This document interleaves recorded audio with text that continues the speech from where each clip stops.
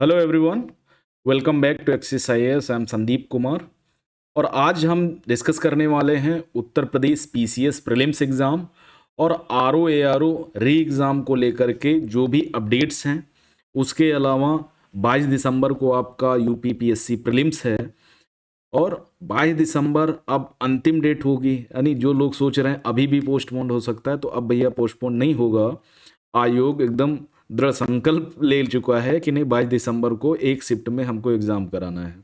तो उसकी strategy last के हमारे पास लगभग 32 डेज बचे हुए हैं। कैसे हम तैयारी करें कि हमारे मिनिमम 100 क्वेश्चन सही हो जाएं, है ना, क्योंकि इस बार 1000 प्लस वैकेंसीज हैं और काफ़ी इम्पॉर्टेंट है कि अगर आप इन 30-32 दिनों को अगर ठीक से काम कर ले जाते हो इन पे, तो आपका प्रीलिम्स हो जाएगा, अन्यथा वही ढाक के तीन पात। तो चलिए हम अपना स्टार्ट करते हैं और सेशन में जो बातें रखने वाले हैं हम वो क्या क्या हैं। जैसे आपको पता ही होगा, यूपी पीएससी पहले 7-8 दिसंबर को कराना चाहता था एग्ज़ाम, है ना, 2 शिफ्ट में। अब 2 शिफ्ट में कराना चाहता था, इसके लिए 11 नवंबर से एक आंदोलन प्रारंभ होता है, विरोध प्रदर्शन होता है।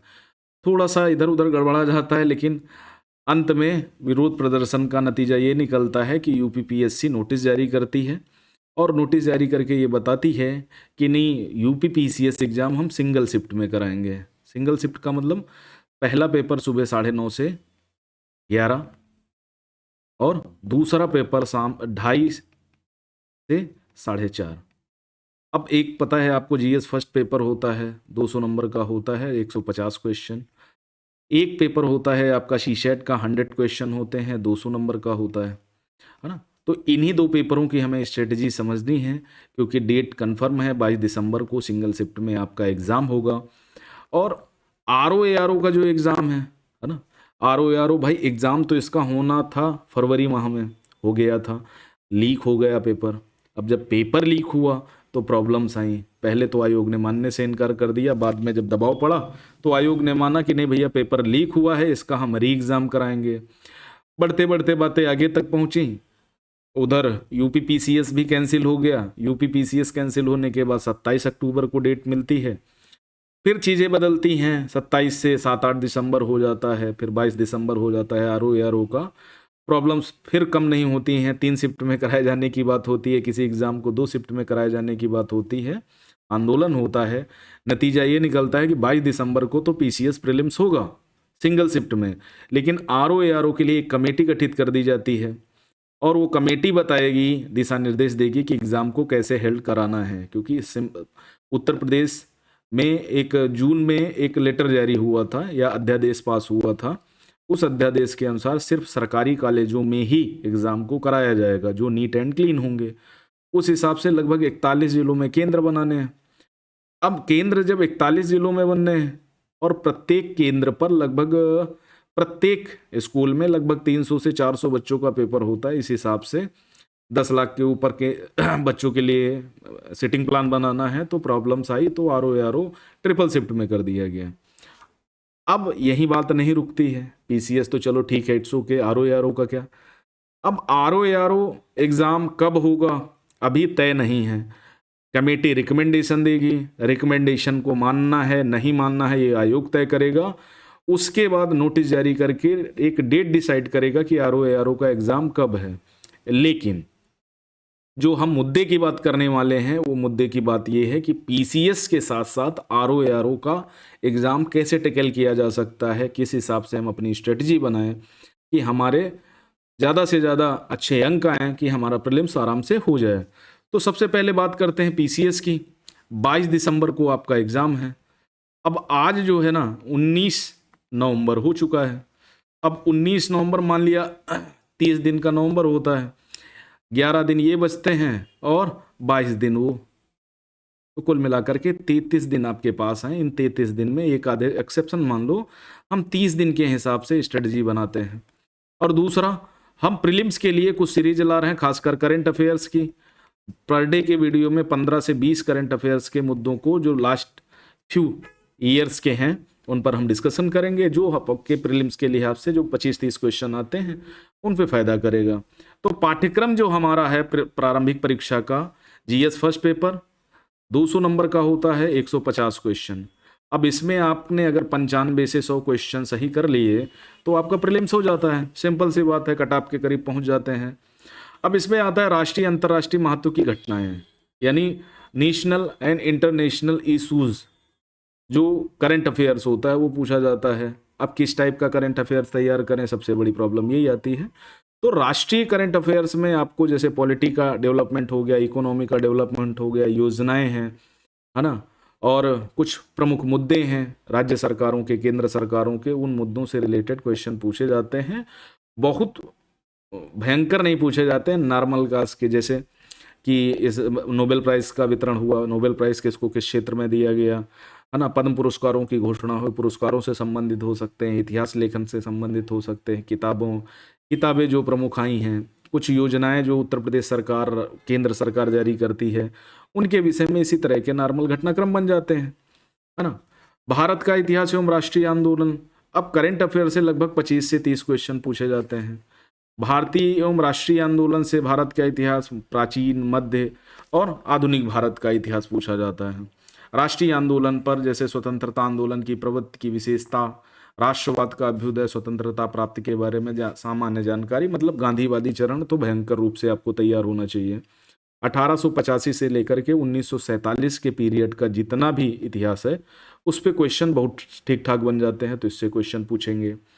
प्राचीन भारत में जैन धर्म, बौद्ध धर्म, इंडस वैली सिविलाइजेशन, मौर्य काल, है ना, गुप्त काल, और कुछ रिसेंट डेवलपमेंट रहे हैं बीच में, कुछ क्षेत्रों में राजनीति में चेंज आया, है ना, केंद्रीकरण के स्थान पर विकेंद्रीकरण व्यवस्था बनी, सामंतवादी प्रवृत्ति आई, धार्मिक उदय हुआ। तो इस तरह के बारे में आर्ट एंड कल्चर से भी क्वेश्चन पूछे जाते हैं। तो भारतीय इतिहास को आपको याद रखना है कल्चर के साथ में, काफ़ी इंपॉर्टेंट है, लगभग 25 क्वेश्चन के आसपास पूछे जाते हैं। उसके बाद भारत एवं विश्व का भूगोल आ गया। अब भारत एवं विश्व का जो भूगोल है, अब पिछली बार भारत के भूगोल से 11 क्वेश्चन पूछे गए थे, विश्व के भूगोल से 11 क्वेश्चन पूछे गए थे, कुल मिलाकर के 22 क्वेश्चन थे, है ना। प्रीलिम्स प्रैक्टिस सीरीज में या प्रीवियस ईयर क्वेश्चन पेपर को हमने प्रॉपर 4-5 वर्षों के डिस्कस किया है, देख सकते हो। अब सामाजिक, आर्थिक और राजनीतिक भूगोल जितना भी है आपका, उससे क्वेश्चन पूछे जाएंगे। अब जैसे अब भूगोल में नदियां, पहाड़, पर्वत, प्राकृतिक भूगोल के अंतर्गत बहुत सारी चीज़ें हैं भारत के संबंध में, 11-12 क्वेश्चन वहाँ से पूछ सकते हैं। अंतर्राष्ट्रीय स्तर पर यानी विश्व भूगोल में जनजातियों के बारे में क्वेश्चन पूछा जा सकता है, भूकंप, सुनामी, ज्वालामुखी कहीं फटता है कहीं आता है, उसके बारे में क्वेश्चन हो सकता है। जो घास के मैदान हैं, है ना, उनके बारे में, और ऑस्ट्रेलिया की जैसे ग्रेट बैरियर रीफ है, इनके बारे में, कुछ महत्वपूर्ण लेक्स हैं, महत्वपूर्ण नदियां हैं, महत्वपूर्ण पर्वत श्रृंखलाएं हैं वैश्विक स्तर पर, है ना, उनसे रिलेटेड क्वेश्चन पूछा जा सकता है। तो करंट में भी एक आधा क्वेश्चन बन जाता है। इसके अलावा और भी काफ़ी सारी चीज़ें हैं जो पूछी जाती हैं। भारतीय राजनीति, शासन, संविधान, राज्य व्यवस्था, पंचायती राज, लोक नीति, आधिकारिक मुद्दे, यानी भारतीय राज्य व्यवस्था में अर्थव्यवस्था, संस्कृति के अंतर्गत देश के पंचायती राज, सामुदायिक विकास कार्यक्रम, राजनीतिक प्रणाली का ज्ञान, भारत का आर्थिक नीति, व्यापक लक्षणों एवं भारतीय संस्कृति की जानकारी। आपको मिला के कहें कि एम लक्ष्मीकांत अगर आपने ठीक से कर रखी है तो ये 100% मान के चलो, एम लक्ष्मीकांत से ठीक ठाक क्वेश्चन आपको मिल जाएंगे, नो डाउट। एम लक्ष्मीकांत से ज़्यादातर जैसे फंडामेंटल राइट्स का पोर्शन आप अच्छे से तैयार करो, प्रस्तावना से क्वेश्चन पूछे जाते हैं, है ना, और जो संवैधानिक विकास क्रम है, खासकर 9 दिसंबर 1946 से लेकर के 1947 संविधान का निर्माण हमने क्लासेस करी है, हम लक्ष्मीकांत भी करी है, एनसीईआरटी भी करी है ना, उनसे रिलेटेड कर से क्वेश्चन पूछेंगे। फंडामेंटल डीपीएसपी से 1-2 क्वेश्चन हर साल पूछे जाते हैं, इसकी भी क्लास हमने क्विक रिवीजन में कर दी है, आप आराम से तैयार कर सकते हो। फंडामेंटल ड्यूटी है, संसद है, केंद्र सरकार है, सुप्रीम कोर्ट, हाई कोर्ट, अभी सुप्रीम कोर्ट में चीफ जस्टिस ऑफ इंडिया की नियुक्ति हुई। अब चीफ जस्टिस ऑफ इंडिया से क्वेश्चन पूछा जा सकता है, सर्वप्रथम कौन था, कब सुप्रीम कोर्ट की स्थापना होती है ना। सुप्रीम कोर्ट का भी हाल ही में ध्वज बदला गया, राष्ट्रपति ने उनको ध्वज का अनावरण किया। ध्वज किस प्रकार का है, क्या है, अशोक स्तंभ कैसे लगा है, उसका पृष्ठभूमि क्या है, तो ये सब क्वेश्चन होंगे। पंचायती राज से संवैधानिक आयोग हैं, जैसे वित्त आयोग हो गया, इलेक्शन कमीशन हो गया, इनसे रिलेटेड क्वेश्चन पूछे जा सकते हैं। तो आपको पहले करंट अफेयर्स यहाँ पर बहुत सारे इंपॉर्टेंट हो जाता है। करंट अफेयर्स के साथ साथ अन्य चीज़ें भी हैं जो एम लक्ष्मीकांत से आप तैयार कर सकते हैं। 25-30 क्वेश्चन है एम लक्ष्मीकांत, अगर आपने पढ़ा है, अच्छे से रिवाइज कर ले गए तो 100% मान के चलिए हो जाएगा। टेलीग्राम चैनल पे हमने अपना एक PDF शेयर किया था जो आपके प्रीलिम्स के लिहाज से, पॉलिटी के लिहाज से बहुत इंपॉर्टेंट है। 120-25 पन्नों का होगा, आराम से रिवाइज कर लो और ये मान के चलो अगर 30 क्वेश्चन पूछे गए तो 20 क्वेश्चन उसी से सीधे आ जाएंगे, है ना। तो ये करना है। उसके बाद राज्य विधानमंडल, राज्य सरकारों के बारे में आपको क्वेश्चन पूछ सकते हैं, इलेक्शन के बारे में क्वेश्चन पूछ सकते हैं, लोकसभा की सीटें, विधानसभा की सीटें, ठीक है। प्रथम उत्तर प्रदेश का कौन सा व्यक्ति था जो प्रधानमंत्री बना या राष्ट्रपति बना, इस तरह के मुद्दे बहुत सारे यूपी PCS में पूछे जाते हैं। सिंगल वन लाइनर टाइप के क्वेश्चन होते हैं, आपको तैयार करना पड़ेगा अगर 100 क्वेश्चन करने हैं। उसके बाद आर्थिक एवं सामाजिक विकास, इकोनॉमिक एंड सोशल डेवलपमेंट, जिसमें सतत विकास, सस्टेनेबल डेवलपमेंट, गरीबी अंतर्वृष्टि एवं जनसांख्यिकी, डेमोग्राफिक, जो मतलब इन रिसेंट सिनेरियो में जैसे पॉवर्टी है, पॉवर्टी इंडेक्स वगैरह कौन सी होती हैं, क्या स्थान है भारत का। उसके बाद बहुत सारी गरीबी रेखा के निर्धारण के लिए कमेटियाँ बनी, उन कमेटियों के नाम, कब बनी, उन्होंने क्या संस्तुतियाँ दी, है ना, क्या रिकमेंडेशन वगैरह दी, तो उसके बारे में। भूमि से संबंध में, भूमि जो पुनर्वितरण किया गया आज़ादी के बाद, है ना, तो उसके लिए उत्तर प्रदेश के, बिहार के बहुत सारे कानून बने, तो उन कानूनों के संबंध में जो चकबंदी है, हदबंदी है, उनके बारे में क्वेश्चन पूछा जा सकता है। पंचवर्षीय योजनाओं से भी अभी क्वेश्चन पूछे जा रहे हैं, है ना। सोशल इंक्लूजन के लिए, या कह सकते हो सतत विकास लक्ष्यों के लिए, या गरीबी को दूर करने के लिए, है ना, लोक कल्याणकारी राज्य की परिकल्पना के लिए बहुत सारी योजनाओं को जारी किया गया है। वो योजनाएं जैसे आवास, प्रधानमंत्री आवास योजना है, उज्ज्वला योजना है ना। तो इस तरह की योजनाओं से रिलेटेड क्वेश्चन बहुत पूछे जाते हैं। उत्तर प्रदेश के विशेष संबंध में खासकर इनिशिएटिव से रिलेटेड क्वेश्चन पूछे जाएंगे, है ना। डिफेंस सेक्टर में क्या क्या चीज़ें हो रही हैं वो भी इसी के तहत अंतर्गत जोड़ दिया जाता है ना। उसके अलावा और भी कई सारे मुद्दे हैं जो जैसे आपका डेवलपमेंट से रिलेटेड ना, इस समय फूड चेन की बात हो रही है, खाद्य श्रृंखला की, उसको बेहतर कैसे किया जाए, वो इन्वायरमेंट के लिहाज से भी इम्पोर्टेंट है और इकोनॉमी के लिहाज से भी इम्पोर्टेंट है। और संसाधनों वाले चैप्टर्स में, चाहे वो प्राकृतिक संसाधन हो, चाहे वो डेवलप्ड संसाधन हो, संसाधनों के बारे में, भूमि से रिलेटेड क्वेश्चन, मृदाओं से रिलेटेड क्वेश्चन पूछे जा सकते हैं, है ना। तो इस तरह की बहुत सारी चीज़ें हैं जिन पर आपको पकड़ बनानी है इन 30 दिनों में। अगर आपने पहले से तैयारी कर रखी है और ठीक ठाक रिवीजन कर लेते हैं तो 100% मान के चलिए ये चीज़ें बहुत आसान हो जाएंगी आपकी। पर्यावरण और नगरीकरण की समस्याएं, उनके संबंधों के परिप्रेक्ष्य में किया जाएगा। मतलब जो क्वेश्चन पूछे जाएंगे मोस्टली इकोनॉमी, जब बेसिक इकोनॉमी है, कक्षा 11 की NCERT अगर आपने करी है तो 100% मान के चलिए 8-10 क्वेश्चन मुद्रा एवं बैंकिंग है ना। प्रथम बैंक की शुरुआत कब की गई, है ना, इलाहाबाद बैंक था कि पंजाब नेशनल बैंक था, इनसे रिलेटेड क्वेश्चन भी पूछे जा सकते हैं। मनी बैंकिंग, फाइनेंस वगैरह से ये मान के चलो 10 क्वेश्चन पूछे जाएंगे। मुद्रास्फीति वाला चैप्टर आपको तैयार करना है ना, इन्फ्लेशन वाले। और जो इसमें सबसे इम्पोर्टेंट है, पंचवर्षीय योजनाएं आपको तैयार करनी ही पड़ेंगी, उनसे एक क्वेश्चन पूछा जाएगा। जनसंख्या से रिलेटेड क्वेश्चन पूछा जा सकता है ना, क्योंकि अभी जाति आधारित जनगणना की बात हो रही है और बहुत विवादित मुद्दा रहा है, तो इसको आपको तैयार करना ही पड़ेगा। उसके बाद पर्यावरण पारिस्थितिकी, अब जैसे पर्यावरण से संबंधित बहुत सारे जैव विविधता अधिनियम है, जलवायु परिवर्तन से रिलेटेड बहुत सारे डेवलपमेंट हैं। अभी G20 सम्मेलन होने वाला है। अब G20 सम्मेलन में इस बार बताया जा रहा है कि पर्यावरण से रिलेटेड इशू को सबसे ज़्यादा केंद्र में रखा जाएगा, है ना। अब पर्यावरण क्यों बिगड़ रहा है ना। अब चाहे जल प्रदूषण हो, वायु प्रदूषण हो, मृदा प्रदूषण हो, ध्वनि प्रदूषण हो, प्रदूषण से रिलेटेड प्रदूषण वाला चैप्टर PCS के लिहाज से बहुत इंपॉर्टेंट होता है। कुछ प्रमुख अधिनियम, वन्य जीव संरक्षण अधिनियम है, वन्य जीव संरक्षण अधिनियम है, पर्यावरण संरक्षण अधिनियम है, जैव विविधता अधिनियम है, अधिनियमों से रिलेटेड क्वेश्चन आते हैं। वन्य जीव संरक्षण के अंतर्गत बहुत सारे जीवों को बचाव के लिए प्रोजेक्ट चलाए गए, जैसे हाथी प्रोजेक्ट है, टाइगर प्रोजेक्ट है, कब चलाए गए, वर्तमान में कितने पार्क हैं, ये दुनियादारी, इससे रिलेटेड चीज़ें खूब पूछी जाती हैं।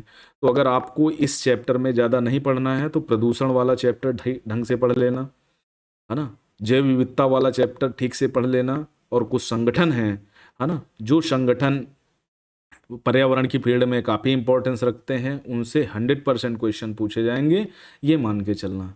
उसके बाद सामान्य विज्ञान। अब सामान्य विज्ञान में फिजिक्स, केमिस्ट्री और बायो। तो बायो से जैसे 10 क्वेश्चन पूछे गए तो 5 फिजिक्स से पूछे जाएंगे, 5 केमिस्ट्री से पूछे जाएंगे। अब फिजिक्स में जैसे मैग्नेटिज्म है, इससे क्वेश्चन आते हैं, प्रकाश से क्वेश्चन पूछे जाते हैं, है ना, और एक चैप्टर और है, लाइट हो गया, मैग्नेट हो गया, और एक चैप्टर और है मापन। मापन से क्वेश्चन पूछे जाते हैं। उसी तरह केमिस्ट्री में भी, है ना, बहुत इंपॉर्टेंट नहीं है, अगर आपने पहले से पढ़ रखी है तो पढ़ना। रिवाइज करने में या तो आप फिजिक्स को पकड़ के चलें या बायो को। अब बायोटेक्नोलॉजी का पोर्शन ज़्यादा पूछा जाता है, बीमारियों से रिलेटेड है, बीमारियों से रिलेटेड वसा वगैरह है, विटामिन्स वगैरह हैं। तो ये सारे क्वेश्चन अगर आप प्रैक्टिस कर लोगे तो आपके लिए बहुत बेनिफिट होगा। तो जीएस फर्स्ट पेपर में 150 क्वेश्चन में आपको 100 क्वेश्चन के आसपास सही मार्क के आने हैं। अब सही कर लोगे, सही का मतलब ये है काट पीट के तुम्हारे 100 क्वेश्चन तो सही होने ही चाहिए, तब जा करके आप कहीं ना कहीं प्रीलिम्स क्वालिफाई कर पाओगे, अन्यथा नहीं हो पाएगा, मुश्किल है। और PYQ, previous year question paper को कम से कम 5 वर्षों के क्वेश्चन पेपर को देखो, 10 से 15 कम से कम मॉक लगाओ। मॉक्स देखो, मॉक लगाने का मतलब ये होता है कि ठीक है, एज इट इज क्वेश्चन तो नहीं पूछे जा रहे हैं, लेकिन कभी कभी क्वेश्चन को टैकल करने का आपको तरीका मिल जाता है, टाइम जो मैनेजमेंट है वो हो जाता है। तो टाइम मैनेजमेंट बहुत ज़रूरी है PCS एग्ज़ाम में।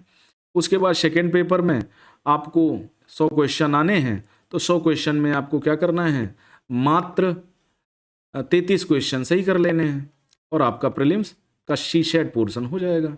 लेकिन इतना ईजी नहीं है, 1 घंटे आप आज से देना शुरू करो। अब कंप्रीहेंशन आता है, रीडिंग कंप्रीहेंशन, जिसमें एक पैसेज दे दिया जाएगा, उसमें 5 से 6 सवाल होंगे, सिंपल टाइप का आता है। ठीक से आपको लर्निंग स्किल्स होनी चाहिए तो आपका हो जाएगा।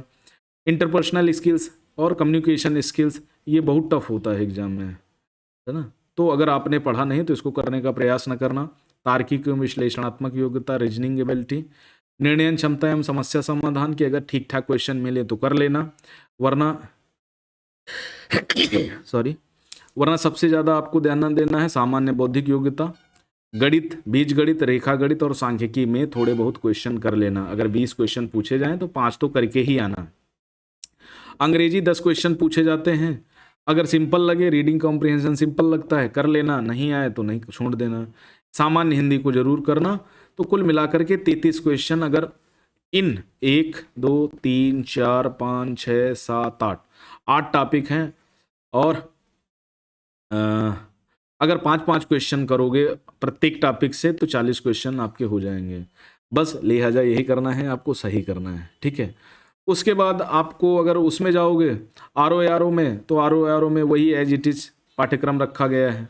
अब पाठ्यक्रम RO का कोई बड़ा मुश्किल नहीं है, अभी भी आपके पास बढ़िया टाइम है, क्योंकि RO का अभी कोई डेट की घोषणा नहीं हुई है। अब डेट की घोषणा नहीं हुई है, ये अब 2025 में ही मान के चलो कि आपका एग्ज़ाम होने वाला है, क्योंकि 22 दिसंबर को प्री है। तो ये कब जाएगा, 2025 में जाएगा, हो सकता है कुंभ मेले के बाद चला जाए। तो GS पेपर फर्स्ट अगर PCS के लिए आपने अच्छे से तैयार किया है तो इसके लिए 140 क्वेश्चन जो पूछे जाएंगे, कोई बड़ी बात नहीं है कि इसमें आप 70 से 80 क्वेश्चन सही कर लो, कोई बड़ी बात नहीं है। 70 से 80 क्वेश्चन बड़े आराम से आप सही कर सकते हो। सामान्य विज्ञान है, भारत का इतिहास है, राष्ट्रीय आंदोलन है, राज्य तंत्र, अर्थव्यवस्था, एग्रीकल्चर, जनसंख्या, पर्यावरण, विश्व का भूगोल, भारत का भूगोल, अंतर्राष्ट्रीय राष्ट्रीय घटनाक्रम, है ना। रीजनिंग के एक आधे क्वेश्चन यूपी स्पेशल पूछा जाता है, और यूपी स्पेशल के 20-25 क्वेश्चन PCS में भी पूछे जाएंगे। उसके लिए हमने 2 सेपरेट क्लासेस ली थी, इंपॉर्टेंट है, देख सकते हो। उसके बाद सेकंड पेपर में 60 प्रश्न आते हैं, वस्तु ऑब्जेक्टिव टाइप के आते हैं, विलोम शब्द आएंगे, वाक्य में वर्तनी शुद्धि आएगी, अनेक शब्दों के लिए एक शब्द, तत्सम शब्दों, विशेष्य विशेषण, पर्यायवाची शब्द, तो इस तरह से आते हैं। अब क्या करना है हमें, स्ट्रेटजी मौसम गड़बड़ है, खांसी बहुत आ रही है। स्ट्रेटजी कैसे बनानी है, तो सबसे सिंपल सा तरीका स्ट्रेटजी का यही है कि वेट ए सेकंड। अब देखो जैसे यूपी पीसीएस है 22 दिसंबर, अब 30 दिन का टाइम पीरियड है आपके पास, तो 30 दिन को ऐसे यूटिलाइज करो कि 8 सब्जेक्ट इसी के अंतर्गत आ जाएं, है ना। 4 पे विशेष फोकस करो कि नहीं भैया इनमें तो हमको अच्छा करके ही आना है, अगर ये अच्छे नहीं हो रहे हैं तो और 4 पे फोकस करो। तो कुल मिलाकर के आप 120 क्वेश्चन के आसपास टारगेट करके जाओ कि नहीं मुझे इतने ही करने हैं, इसमें 95 क्वेश्चन से 100 क्वेश्चन के बीच में मुझे सही ही करके आने हैं। आपका प्रीलिम्स आराम से हो जाएगा, कोई बहुत बड़ा चैलेंज नहीं आएगा आपके पास। बस आपको 2 चीज़ें ज़रूर करनी है, प्रीवियस ईयर क्वेश्चन पेपर को करके समझना है, प्रैक्टिस करनी है, और कम से कम 10 से 15 मॉक टेस्ट करने हैं, मॉक लगाने हैं। बेशक आप ऑनलाइन ज्वाइन करो या घर में बैठ के करो, बस आपको टाइम मैनेजमेंट करना है कि 150 क्वेश्चन नहीं करने हैं, हमें 120 क्वेश्चन करने हैं। 120 मिनट का टाइम है मेरे पास, और कैसे यूटिलाइज करें कि चीज़ें बड़ी आसान हो जाए, है ना। और एक बार आप प्रयास कर लोगे तो आपके लिए बहुत आराम हो जाएगा, ये मैं लिख के गारंटी दे रहा हूँ। चीज़ें बहुत आसान हो जाएंगी अगर आप कोशिश करके जाओगे। 30 दिन बहुत होते हैं प्रैक्टिस करने के लिए और रिवाइज करने के लिए। हालांकि इस बार बहुत सारे चैलेंजेस थे आपके एग्ज़ाम में, लेकिन इतना भी कम टाइम है नहीं, है ना। अगर ठीक से यूटिलाइज कर ले जाओगे तो चीज़ें आपकी पकड़ में आ जाएंगी। बस इतना करना है, आराम से आपका प्रीलिम्स निकाल लोगे। जहाँ पर दिक्कत समझ में हमें बताएं, हम उनके लिए थोड़ा सा और इजी कर सकते हैं। ठीक है, तो आज के लिए इतना ही। Thank you very much. कोशिश करिए, ज़्यादा से ज़्यादा अभ्यास करिए, अभ्यास आपको परफेक्ट बनाएगा और आपका एग्ज़ाम बड़े आराम से हो जाएगा। तो आज के लिए इतना ही। Thank you very much. नमस्कार, गुड